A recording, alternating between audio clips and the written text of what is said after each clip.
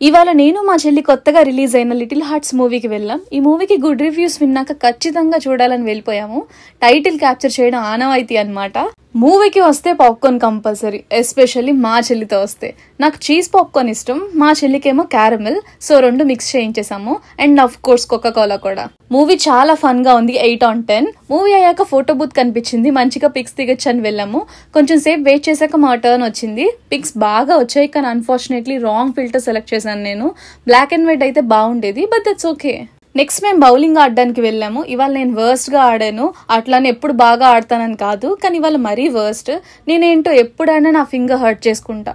తర్వాత కాసేపు window shopping చేసాము. హ్యాండ్ బ్యాగ్స్ చాలా నచ్చాయి నాకు, ఎస్పెషల్లీ ఇది సూపర్ క్లాసీగా ఉంది. నెక్స్ట్ మా చెల్లి హంగ్రీ అంటే we went to Taco Bell. నాకైతే అస్సలు ఆకలి లేదు.